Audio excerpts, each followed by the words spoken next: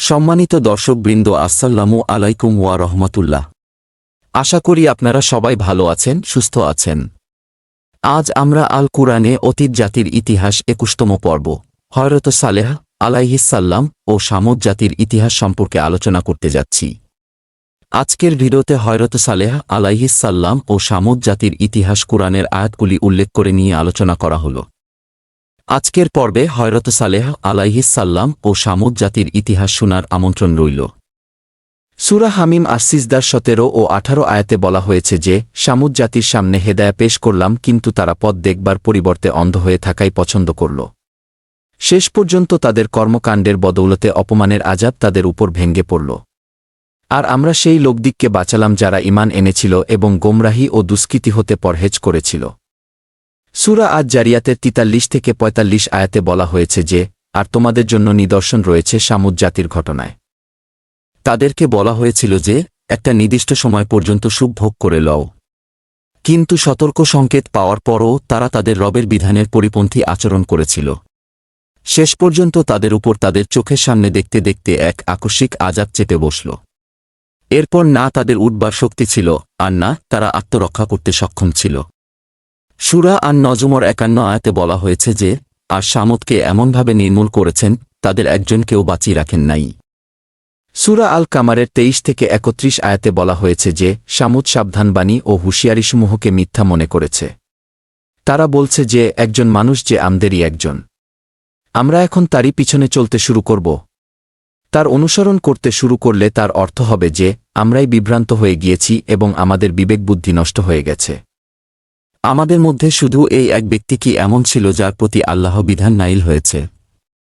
না, বরং এই ব্যক্তি বড় মিথ্যাবাদী ও বিভ্রান্ত। শীঘ্রই এরা জানতে পারবে কে বড় মিথ্যাবাদী ও বিভ্রান্ত। আমরা উটনীকে তাদের জন্য পরীক্ষা স্বরূপ করে পাঠাচ্ছি। এখন একটু ধৈর্য সহকারে দেখো যে এই লোকেদের কি পরিণাম হয়। এ লোকদের সতর্ক করে দাও যে, পানি এদের ও উটনীর মধ্যে বণ্টিত হবে এবং প্রত্যেকেই নিজের জন্য নির্দিষ্ট দিনক্ষণে পানি পান করতে আসবে। শেষ পর্যন্ত সে লোকেরা নিজেদের লোকদের ডাকল। সে এ কাজের দায়িত্ব নিল এবং উটনীকে মেরে ফেলল। তারপর দেখো আমার আযাব কত ভয়াবহ ছিল এবং আমার হুঁশিয়ারি ছিল কত ভয়াবহ। আমরা তাদের উপর শুধু একটি মাত্র ধ্বনি ছেড়েছি, ফলে তারা খোয়ার প্রস্তুতকারীদের নিষ্পেষিত ও চূর্ণবিচূর্ণ ডালপালার মতো ভূষি হয়ে গেল।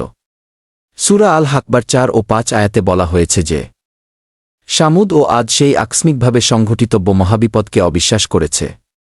ফলে সামুদ এক আকস্মিক দুর্ঘটনায় ধ্বংস হয়ে গিয়েছে।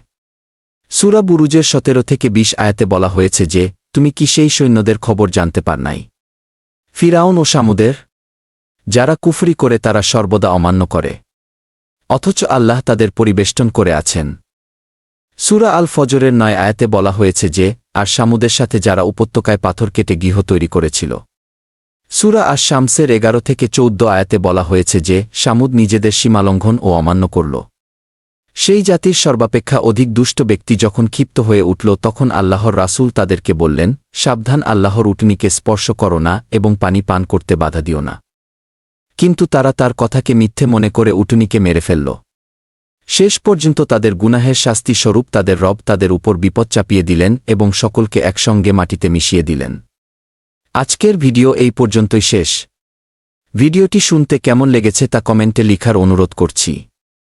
ভিডিওটি শুনতে ভালো লাগলে সবাইকে ভিডিওটি শেয়ার ও সাবস্ক্রাইব করার অনুরোধ রইল। আজকের পর্বে হযরত সালেহ আলাইহিসসালাম ও সামুদ জাতির ইতিহাস আলোচনা শেষ করা হলো। আগামী পর্বে হযরত ইব্রাহিম আলাইহিসসালাম ও নমরুদ জাতির ইতিহাস সম্পর্কে আলোচনা হবে ইনশাল্লাহ। সবাইকে শোনার আমন্ত্রণ রইল। আল্লাহ হাফিজ। আসসালামু আলাইকুম ওয়া রাহমাতুল্লাহ।